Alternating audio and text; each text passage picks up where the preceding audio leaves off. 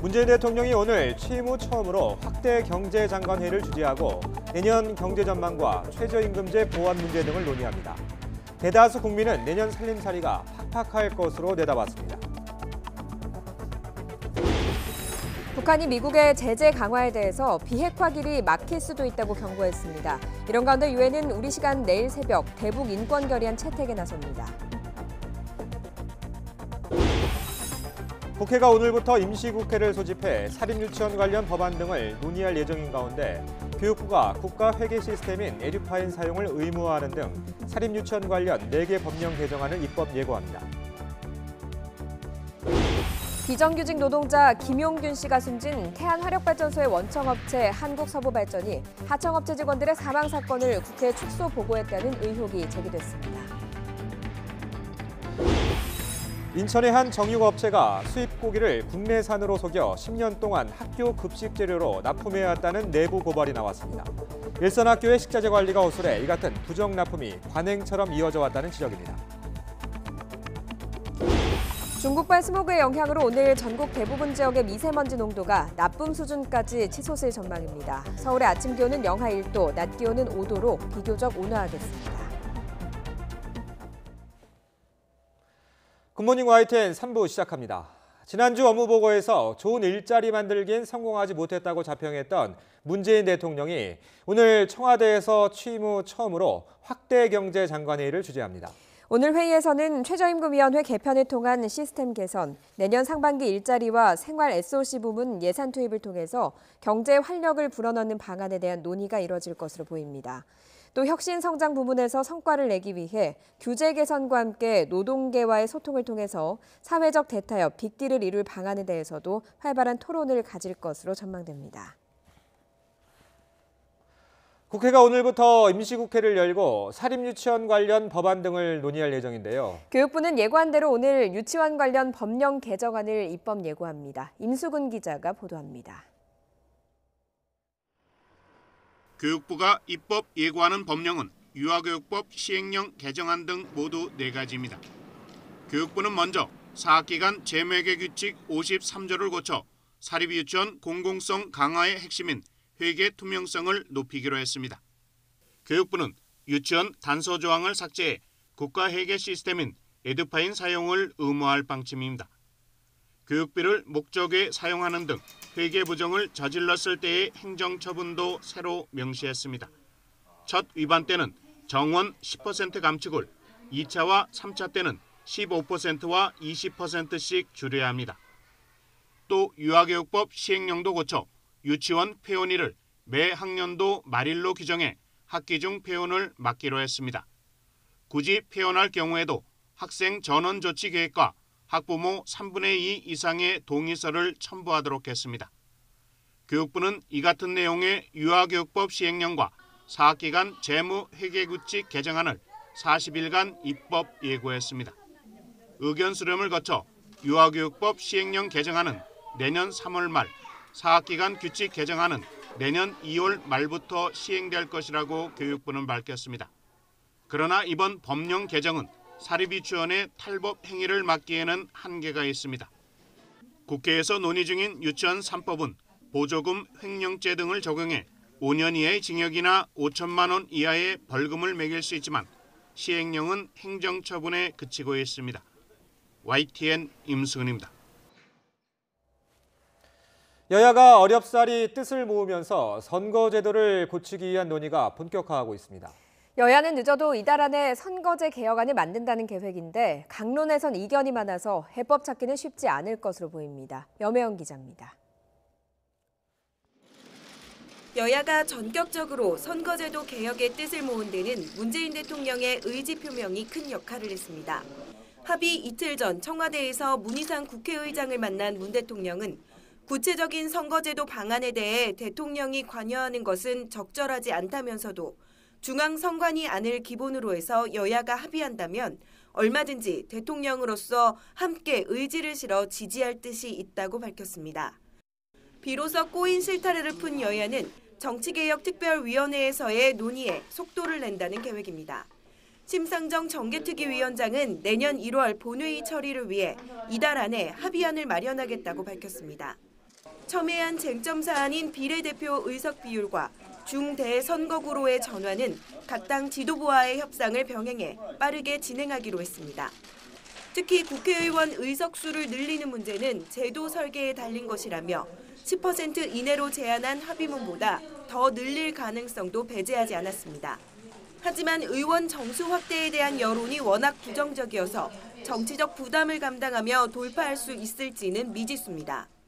이번 달 안까지 정개특위 차원에서 안을 만들고 남는 쟁점들은 각 당의 지도부와 정치 협상을 병행 추진해 나가도록 제가 최선을 다하겠습니다.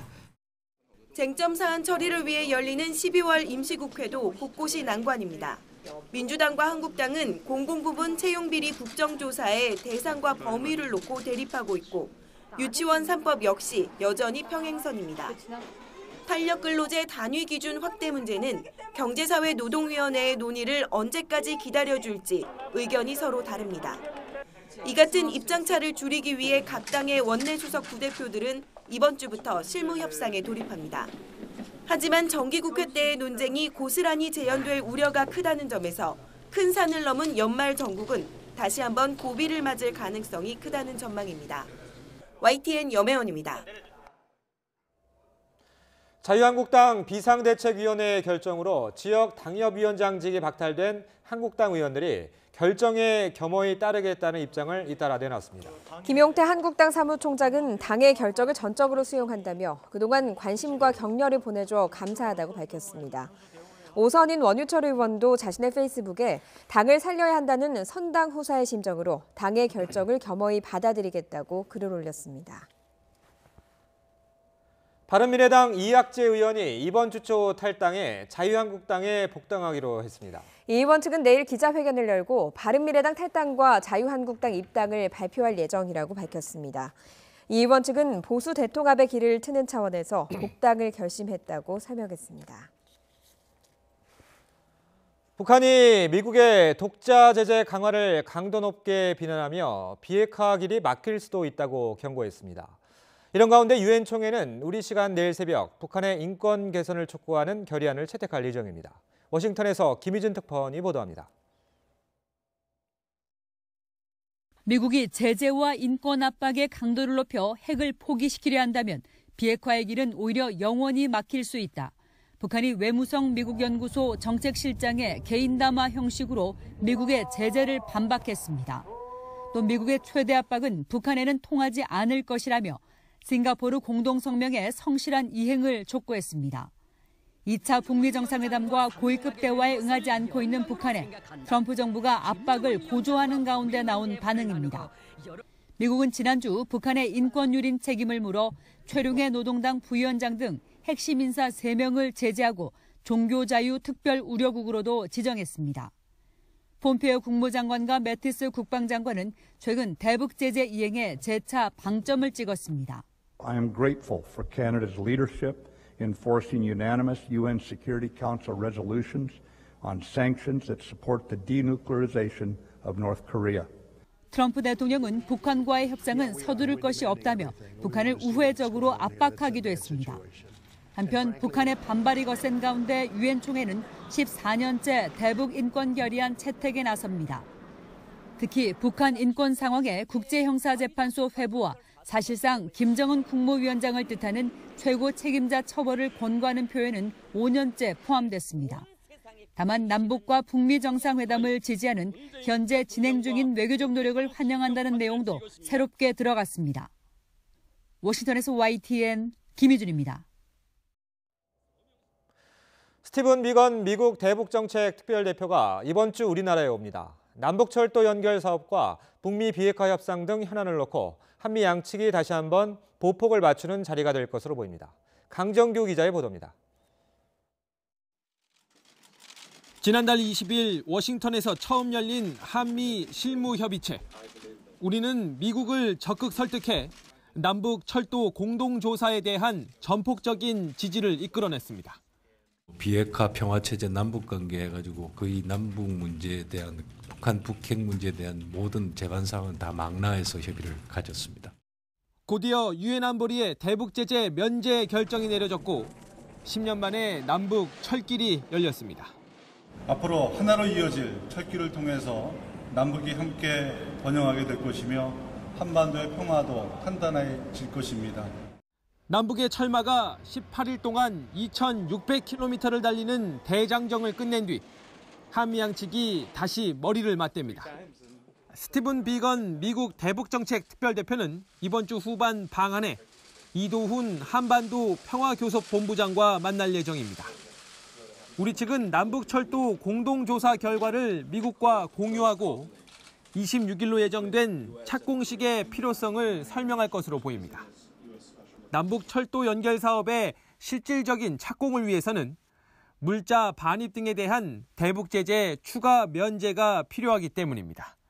실제로 착공 연결하는 일을 한다면 그것은 국제 제재에 저촉될 소지가 있습니다. 차출할 수 있지 않을까. 반면 미국은 북한의 실질적 비핵화 조치가 이루어지기 전까지 대북 제재의 틀을 견고하게 유지하기 위해 우리의 동참을 요구하고 있습니다. 북한 역시 자력 갱생 노선을 내세우며 제재 완화가 급하지 않다고 맞서는 가운데 한미 양측이 어떤 결정을 내리게 될지 주목됩니다. YTN 강정규입니다. 동해선 철도 북측 구간에서 현지 공동조사에 나섰던 우리 측 조사단원들이 오늘 귀환합니다.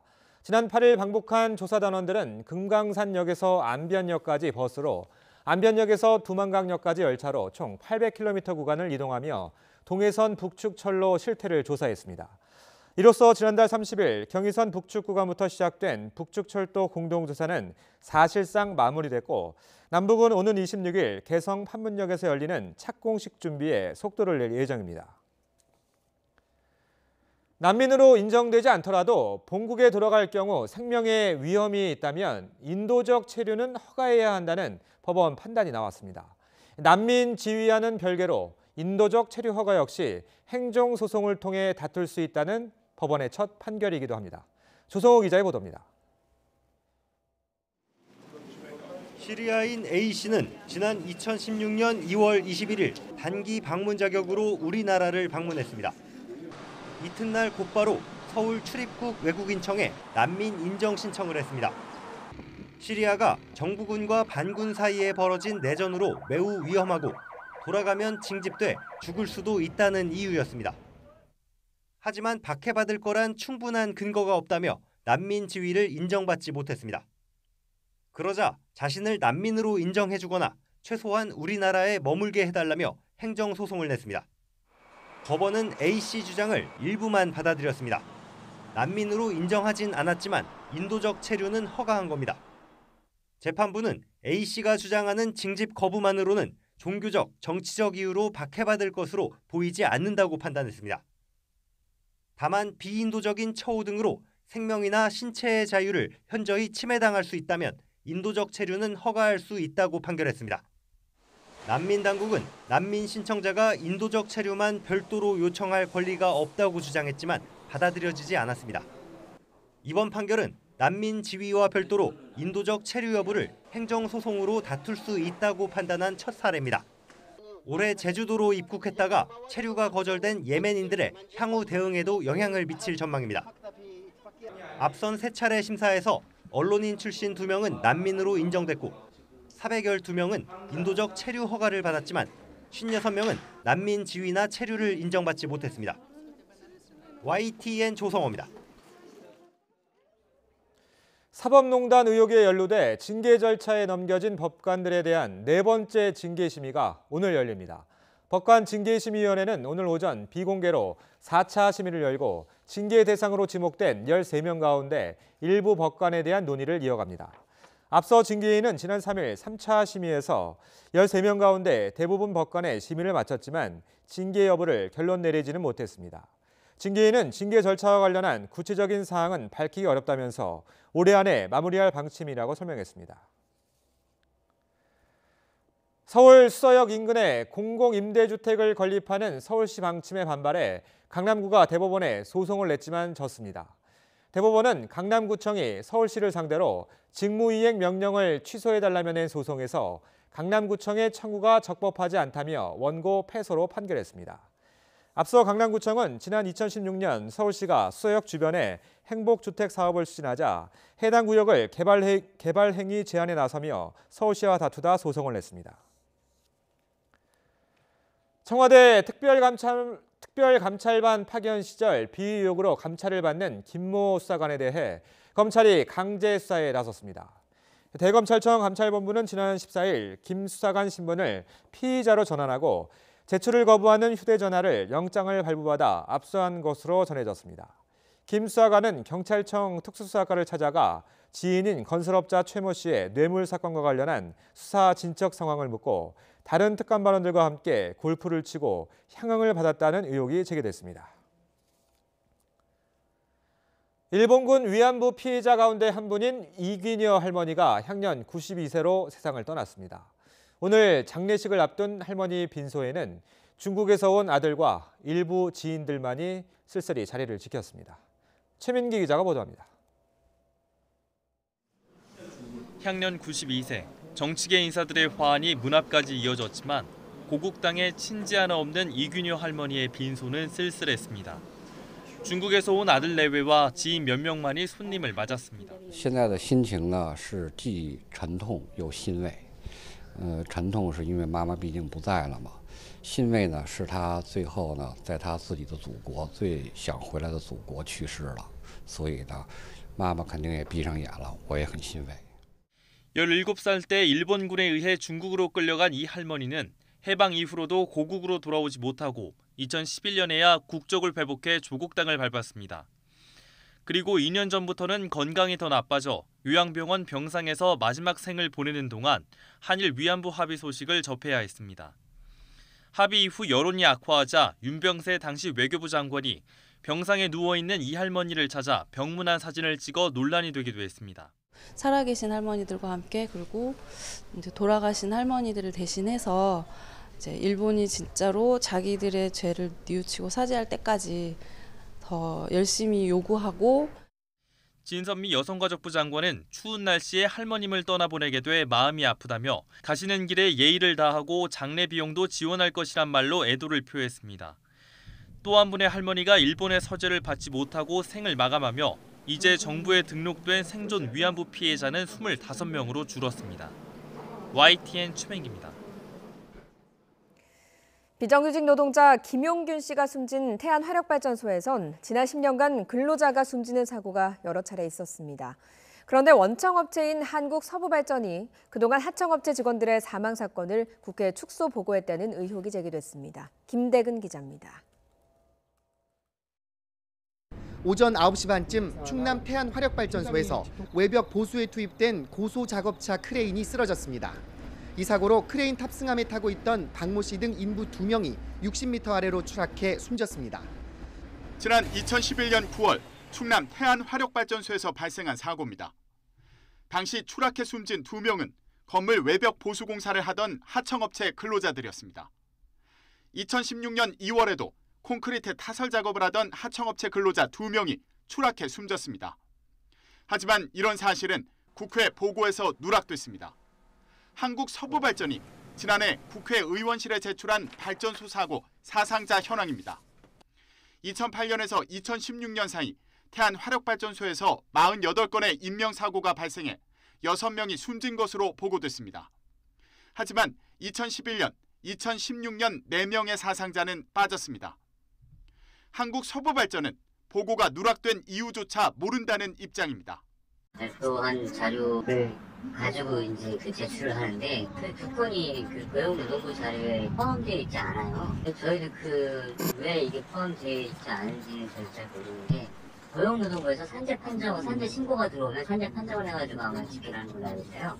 저희가 제출해가지고 집계한 게 아니고요. 2013년 현황부터 포함한 또 다른 보고서도 상황은 마찬가지입니다. 2017년 11월 하청업체 근로자가 기계에 끼어 숨진 사고도 국회에 보고되지 않았습니다. 더구나 당시 환자 후송 과정에서는 구급대를 부르지 않는 등 안전 매뉴얼도 지키지 않은 것으로 알려졌습니다. 서부발전이 자신의 사업장에서 일어난 산재 사고의 리스트조차 제대로 갖고 있지 않고 있다는 것은 비정규직 노동자들은 산재로 죽든 다치든 별다르게 크게 신경 쓰지 않는 그 태도를 또 한 번 엿보이게 하는 것이라 생각하고요. 그래서 좀 분노스럽습니다. 목숨을 앗아간 사고지만 통계조차 제대로 관리되지 않을 정도로 무관심했던 것인지, 사고 축소나 은폐가 있었던 것인지 또 다른 비극을 막기 위한 철저한 조사가 필요해 보입니다. YTN 김대근입니다.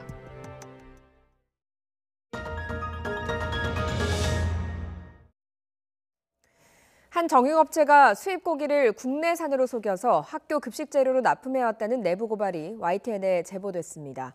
일선 학교들은 10년 넘게 아무도 몰랐습니다. 김태민 기자의 단독 보도입니다.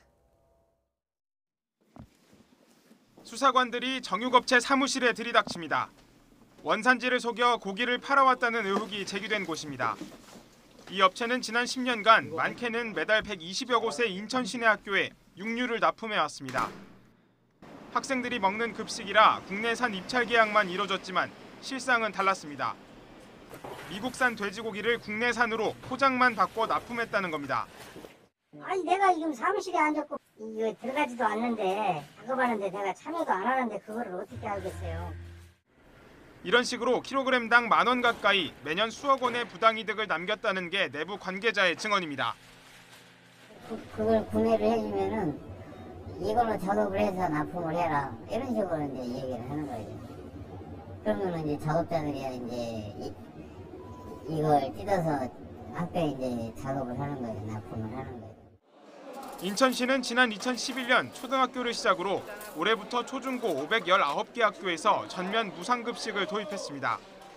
1년 급식 예산만 2,500억 원에 달합니다. 하지만 식자재 납품 계약은 전적으로 학교에 맡겼습니다. 그러다 보니 관리 감독이 소홀해져 원산지 속이기가 관행처럼 이뤄졌다는 설명입니다. 조리사분들도 있고 영양사들도 있고 하는데 전혀 몰라요. 그런 일반 소비자들은. 인천 시내 거의 다 한다고 봐야 돼요. 제일 먼저 시작한 데가 여기고. 계약은 보통 가장 낮은 가격을 써내는 업체가 따내고 있습니다. 업체 입장에선 이윤을 남기기 위해 불법의 유혹을 떨쳐버리기 쉽지 않은 이유입니다. 지자체는 별다른 단속 근거가 없다며 손을 놓고 있습니다. 개별적으로 업체를 단속한다거나 왜냐면 이게 지금 어떻게 보면 사계약이잖아요. 학교랑 업체 간의 계약이 때문에.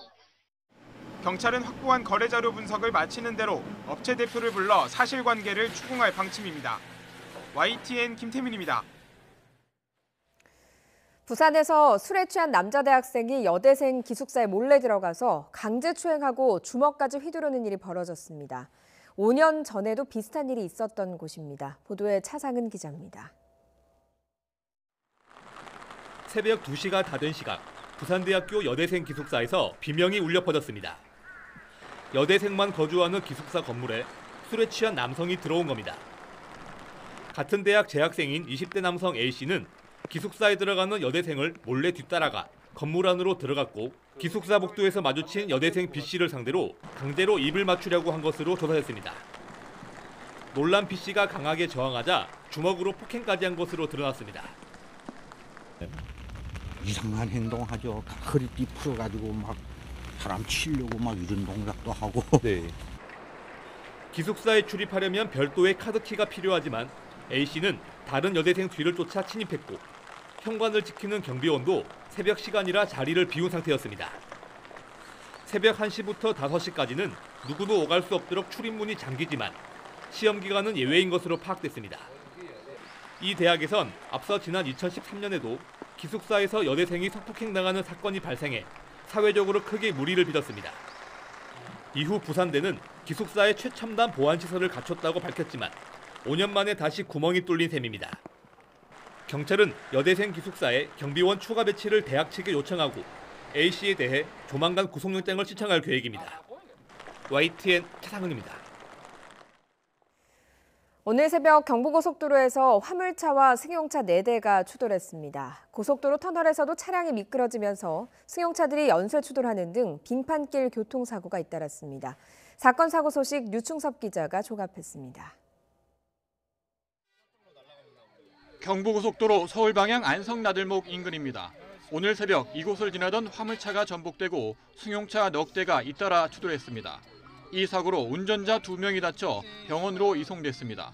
또 차선 일부가 통제됐으며 중앙분리대가 파손돼 반대 하행선 차량 통행까지 차질을 빚었습니다.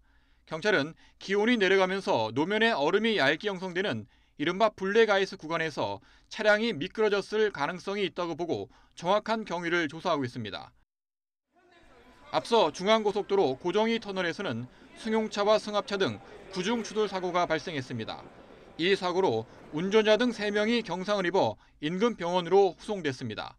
소방당국과 경찰은 폭설 속에 터널에 진입한 차량 여러 대가 미끄러지면서 추돌한 것으로 추정하고 있습니다. 어젯밤 부산 해운대 마린시티 인근 방파제 테트라포드에서 35살 A씨가 발을 엇디뎌 추락했습니다. 신고를 받고 출동한 경찰과 소방당국은 사다리와 들것으로 왼쪽 다리 등을 다친 A씨를 구조해 구급대에 인계했습니다. 어제 오후 충남 홍성군 결성면에 있는 주택에서 불이 나 84살 김모 할머니가 숨졌습니다. 또 집안을 태워 소방서 추산 2,700만 원의 재산 피해가 났습니다. 경찰은 주택 뒤쪽에서 불길이 솟았다는 목격자 말을 토대로 화재 원인을 조사하고 있습니다. YTN 유충섭입니다. 야생동물을 보호하기 위한 생태통로의 위치 선정이 주먹구구식입니다. 동물이 없는 곳에 만든 경우도 있었습니다. 심지어 생태통로 바로 옆에 발전소 건설을 허가해서 야생동물의 서식지가 아예 사라진 곳도 있습니다. 송세혁 기자가 취재했습니다. 강원도 삼척 7번 국도, 비탈면을 깎는 공사가 한창입니다. 지난 7월부터 야생동물 이동을 돕는 육교형 생태통로를 짓는 겁니다. 세금 30억 원이 투입됩니다. 환경부의 백두대간 생태통로 복원사업 계획에 따른 것입니다. 그런데 불과 몇백 미터 떨어진 임야는 황량한 벌판으로 변했습니다. 2만 제곱미터가 넘습니다. 태양광 발전소를 짓고 있는 겁니다. 환경영향평가를 내준 곳은 생태통로 복원사업 계획을 만든 환경부입니다. 생태통로에 대한 내용이 없었잖아요. 그러니까 저희는 그쪽에 대한 검토를 하지 않은 상황이죠. 발전소 공사가 시작된 뒤 주변 야생동물 서식지는 거의 사라졌습니다. 생태통로를 만들어봤자 움직일 동물이 없는 셈입니다. 게다가 이 일대는 생태통로를 대신할 시설도 이미 많습니다. 생태통로 설치 장소 바로 옆에는 야생동물이 도로 아래로 충분히 다닐 수 있는 이런 터널형 박스가 이미 2개나 있습니다. 동해 백봉령 정상 부근 42번 국도. 이곳은 상황이 정반대입니다. 국토부가 야생동물이 차에 치여 죽는 이른바 로드킬 방지 울타리를 설치했습니다. 길이만 1km에 이릅니다. 하지만 도로 사이를 잇는 생태통로가 없는 상태에서 울타리만 설치하다 보니 오히려 야생동물의 자유로운 이동을 방해하고 있습니다. 이런 엇박자 행정은 구조적인 문제의 탓입니다. 국토부와 환경부, 지자체 사이에 야생동물 보호시설 사전 협의가 제대로 이루어지지 않는 겁니다. 진짜 야생동물을 위한 위치에 쳤으면 좋겠어요. 왜냐하면 생태통로를 이용도 안 하고 펜스 때문에 생태단절이 된다는 것은 야생동물을 죽이는 일이기 때문에 예산 수십억 원이 들어가는 생태통로. 하지만 주먹구구식으로 설치하면서 동물을 위한 통로가 아닌 전형적인 보여주기식 구조물로 전락하고 있습니다. YTN 송세혁입니다.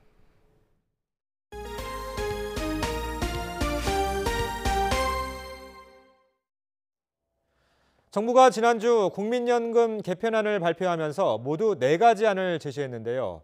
그런데 이 가운데 기초연금을 40만 원으로 인상하는 방안이 재원 문제 등으로 논란이 되고 있습니다. 김정혜 기자가 짚어봤습니다. 기초연금은 노인 생활 안정을 위해 65세 이상 소득 하위 70% 노인에게 일정액을 주는 제도입니다. 국비와 지방비가 7대3 비율로 떠받치는 구조인데 지난 9월부터 지급액이 20만 원에서 25만 원으로 올랐습니다. 기초연금 예산은 올해 11조 8천억 원이었고 내년은 14조 7천억 원입니다. 내년 예산이 3조 원 가까이 는 건 내년 4월부터 소득 하위 20% 노인에게 월 30만 원이 지급되기 때문입니다. 정부는 2020년부터는 지급 범위를 소득 하위 40%까지로 2021년에는 기초연금 전체 대상자로 확대할 계획입니다. 이럴 경우 예산은 2026년에 29조 2천억 원으로 늘어납니다. 그런데 이번 국민연금 개편안 가운데 기초연금을 40만 원으로 인상하는 안에 따르면 2022년 기초연금액이 40만 원으로 오르면서 예산이 37조 1천억 원이나 됩니다. 현행 계획과 비교해 7조 9천억 원이 더 드는 셈입니다. 2028년엔 40조 원을 돌파해 재정 부담이 대폭 늘어나게 돼 있습니다. 기초연금을 40만 원으로 올리면 저소득층이 국민연금 가입을 꺼릴 거라는 우려가 나오고 있습니다. 실제로 지난 5월 현재 국민연금 수급자 447만 명의 월 평균 연금액은 37만 7천 원에 불과합니다. 굳이 10년 동안이나 국민연금에 가입해서 용돈 연금을 탈 이유가 적어지는 겁니다. 기초연금 강화 방안은 분배 형평성을 높일 수는 있지만 젊은 세대에 대한 부담 전가와 또 다른 단기 처방에 그칠 수 있다는 지적이 나오고 있습니다. YTN 김정휘입니다. 이동통신사의 광고비와 무상 수리 비용을 떠넘기는 등 이른바 갑질 의혹을 받는 애플코리아에 대한 공정위의 2차 심의가 다음 달 열립니다. 공정거래위원회는 내년 1월 16일 전원회의를 열고 애플코리아의 거래상 지위 남용 행위 등에 대한 2차 심의를 한다고 밝혔습니다. 공정위 사무처는 애플코리아가 국내 통신 3사를 상대로 구매 강제와 이익 제공 강요 등 지위를 남용하고 현장 조사를 방해한 것으로 보고 있습니다. 성인팀뿐 아니라 23세 이하 또 19세 이하까지 나이대별 우리나라 축구 국가대표팀들이 현재 모두 울산에서 전지훈련을 하고 있습니다. 울산을 선택한 이유는 뭘까요? 김인철 기자가 취재했습니다. 내년 1월 아시안컵에 나서는 축구 국가대표 A팀. 지난해 이어 올해도 울산 종합운동장에서 막바지 담금질을 하고 있습니다. 울산을 찾은 이유는 파주 훈련장보다 잔디 상태가 좋기 때문입니다. 수도권 지역은 날씨가 추워서 잔디 사정이 좋지 않을 텐데 울산은 기후가 따뜻해서 아주 훈련하기 좋은 잔디라고 생각합니다. 올해는 23세 이하와 19세 이하 두 팀도 같은 시기에 동계전지 훈련을 받습니다. 두 팀은 문수 보조축구장과 미포 축구장에서 각각 훈련하고 있습니다. 이렇게 축구대표팀이 울산을 찾은 이유는 잔디 상태가 좋을 뿐만 아니라 기온도 크게 작용했습니다. 수도권과 달리 울산은 영상의 기온을 보이고 숙박시설도 가까워 경기장으로 이동하기 편리합니다. 울산시는 축구팀에 대해 경기장 사용료를 지원하고 식음료도 제공하는 등 필요한 지원을 통해 선수들의 기량 향상을 돕기로 했습니다. 112개의 축구장이 있습니다. 겨울철에도 따뜻합니다. 시민들은 이곳을 찾은 축구 대표팀을 열렬히 환영하며 전폭적인 지원을 하겠습니다. 이달 들어 전지훈련차 찾아온 축구팀은 국내외 30여 개 팀. 스포츠가 지역을 알리는 기회가 되자 울산시는 대한축구협회가 건립을 추진하는 제2국가대표 훈련장인 축구종합센터 유치에 나서기로 했습니다. YTN 김인철입니다. 트럼프 미국 대통령이 러시아 스캔들 관련 특검 수사는 마녀 사냥이라며 수사에 협조한 자신의 전 개인 변호사 마이클 코언을 원색적으로 비난했습니다. 트럼프 대통령은 트위터를 통해서 마이클 코언은 마녀 사냥이 불법적으로 시작되기 전까지는 생각할 수 없었고 들어보지도 못한 어떤 일을 FBI가 한 뒤에 쥐 같은 놈이 됐다는 걸 기억하라고 비난했습니다.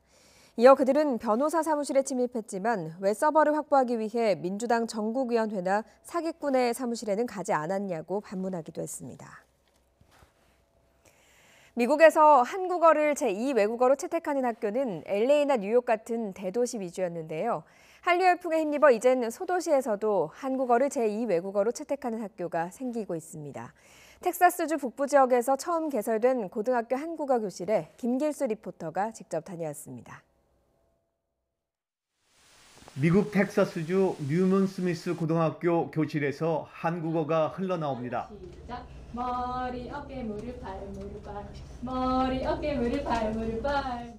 동요에 맞춰 율동을 하는 학생들. 결국 웃음보가 터집니다. 아직 말은 서툴지만 선생님 말씀을 듣고 한글 자모는 또박또박 쓸 수 있습니다. I'm taking Korean class because I find the culture very interesting and it's so different from the Western world and it's unique in its own way and I like it. 뉴먼 스미스 고등학교는 올해 가을부터 한국어를 제2 외국어로 채택했습니다.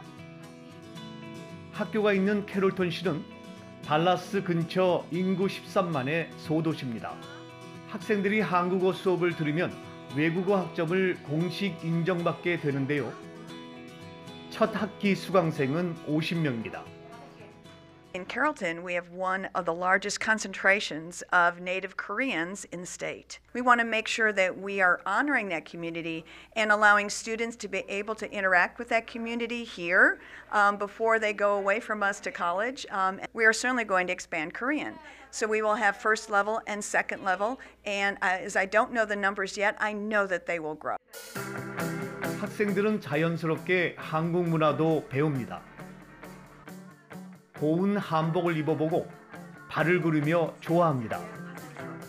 탈 모양은 하회탈이지만 아이들의 개성이 더해져 이국적인 느낌이 납니다.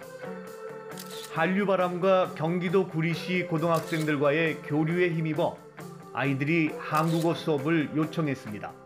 아이들이 처음에 들어올 때부터 한국어를 정말 배우고 싶어하고 한국 문화에 대해서 관심이 굉장히 많습니다. K-팝은 당연하고 음식 그리고 어떤 휴일 일반적으로 한국 사람들이 하는 어떤 문화 이런 모든 것에 대해서 관심이 정말 많아서 참여도도 정말 높고 정말 배우고자 하는 동기부여가 이미 다 되어 있어서 미국 텍사스 북부 지역 최초로 고등학교 정규 교과로 채택된 한국어 수업. 한국과 미국을 잇는 다리가 되길 기대합니다. 미국 텍사스주 캐롤턴에서 YTN 월드 김길수입니다. 북유럽의 핀란드 크리스마스 시장에 매년 공공 사우나가 들어섭니다. 그만큼 사우나를 참 좋아하는 핀란드 사람들인데요. 크리스마스 전후가 사우나가 가장 인기 있는 때라고 합니다. 김태현 기자가 전해드립니다. 사우나의 본고장 핀란드. 인구가 550만 명인데 전국 곳곳에 사우나가 200만 개가 넘습니다. 과거에는 집집마다 작은 사우나가 있었지만 지금은 설비를 갖춘 대형 사우나가 인기 높습니다. 수도 헬싱키 시내에 들어선 성탄용품 시장 한편에는 올해도 공공 사우나가 등장했습니다.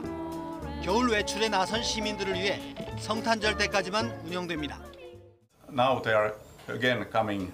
People are noticing that in public saunas you probably get better löyly, better feeling. 핀란드 사람들은 스스럼 없이 공공 사우나에 들어가 휴식을 취하고 대화를 나눕니다. 업무와 음주로 인한 피로를 풀기도 하고 혼자 명상을 하거나 사업상 대화를 나누기도 합니다. In sauna you can trust the other people. There are no ties or different clothes. Everybody is as he is a human, and it's very easy to negotiate that sauna. 핀란드인들은 여름 휴가나 성탄절 때 서로 만나서 먹고 마시고 대화를 나눈 뒤에 사우나에서 휴식을 취합니다. 그러나 일부 외국인에게는 이런 풍경이 낯설기만 합니다. Here for a conference, and there were the matchmaking and all the the meetings were also in the sauna. It was a sauna village, which is so crazy. 원래 핀란드 말인 사우나는 이제 세계인이 즐기는 문화가 됐습니다. 과거와 달리 기호에 따른 선택의 폭도 넓어지면서 사우나 애호가도 늘어나고 있습니다. YTN 김태현입니다. 일본 정부가 민간과 손을 잡고 벤처 산업 등을 육성하기 위해서 만든 초대형 펀드가 시작부터 삐걱거리고 있습니다. 정부의 말 바꾸기에 민간 이사진들이 반발하면서 전원 사퇴를 선언했습니다. 도쿄에서 황보연 특파원이 보도합니다. 지난 9월 일본 정부가 95%, 민간이 5%를 투자한 20조 원 규모의 일본 최대 관민 펀드가 야심차게 출범했습니다. 돈은 대부분 정부가 냈지만 이른바 프로에게 맡겨 제대로 성과를 내겠다며 11명의 이사 중 9명은 민간에서 영입했습니다. 하지만 출범 3개월 만에 사장을 비롯해 민간 출신 이사 9명 전원이 사퇴를 선언했습니다. 일본 정부를 믿을 수 없다는 겁니다. 経産省に対する不信感が我が国の信用の毀損行為だと。 발단은 이사진 연봉에 대해 일본 정부가 말을 바꾼 데서 시작됐습니다. 출범 초기 민간 이사들이 최고의 전문가인 만큼 이에 걸맞은 대우가 필요하다며 최고 10억 원 정도의 연봉을 제안했습니다. 優秀な人材をしっかりと確保するためのですね、一定の相場感というものはあるんだろうと思っています。 그런데 최근 연봉을 너무 많이 주는 게 아니냐는 언론 보도가 나오자 갑자기 말을 바꿨습니다. 報酬はこれは高すぎる面があるというふうに思っています。 정부가 제안한 연봉에 합의했다가 졸지에 뒤통수를 맞게 된 민간 이사들은 정부에 대한 분노를 숨기지 않았습니다. 日本国政府の高官が書面にて約束した契約を後日一方的に破棄し、日本が法治国家でないということを示しております。 이 밖에도 투자에 간섭하려는 정부와 자율성 확보를 주장하는 민간 사이의 갈등이 작용했다는 분석도 나오고 있습니다. 도쿄에서 YTN 황보현입니다. 어제 저녁 일본 북부 홋카이도의 중심 도시 삿포로의 한 식당에서 폭발 사고가 일어나 40여 명이 다쳤다고 교도 AP통신 등이 보도했습니다. 교도통신은 어젯밤 8시 30분쯤 삿포로 도요이라구의 한 술집 건물이 폭발한 뒤 무너져 내려 40여 명이 다쳤다고 현지 경찰을 인용해서 전했습니다. AP는 부상자는 총 41명이며 대부분은 경미하게 다쳤지만 이 중 1명은 심각한 상태라고 전했습니다. 네, 이번 주는 추위 걱정보다는 호흡기 건강에 더 신경을 쓰셔야겠습니다. 예년보다 온화한 날씨가 이어지면서 미세먼지가 기승을 부리는 날이 많겠는데요. 현재 서울의 초미세먼지 농도는 68 마이크로그램으로 평소보다 3, 4배가량이 높습니다. 오늘은 나오실 때 황사용 마스크 꼭 착용하셔야겠습니다. 오늘 아침은 한파가 주춤하고 있습니다. 서울 영하 0.1도, 대전 2도, 부산 5도로 어제보다 3도에서 7도가량이 높은데요. 낮 동안에도 예년 기온을 웃돌면서 온화하겠습니다. 서울 5도, 대전과 대구 8도, 광주 9도로 어제보다 2도에서 4도가량이 높겠습니다. 오늘 하늘 표정은 대체로 맑겠습니다. 다만 오전까지 충청과 전북 내륙 지역에는 1cm 미만의 눈이 내릴 것으로 예상됩니다. 당분간 맑은 날씨가 이어지다가 목요일에는 남부지방에 비가 오겠고요. 예년보다 온화한 날씨가 이어지면서 미세먼지가 기승을 부리는 날이 많겠습니다. 오늘처럼 미세먼지가 심한 날에는 하루 8잔 이상 물을 마시는 게 중요합니다. 수분 섭취 꼭 충분히 해주시기 바랍니다. 지금까지 YTN 야외 스튜디오에서 박현실입니다. 월요일 굿모닝 YTN 여기까지입니다. 내일도 진심을 다해 준비하겠습니다. 고맙습니다.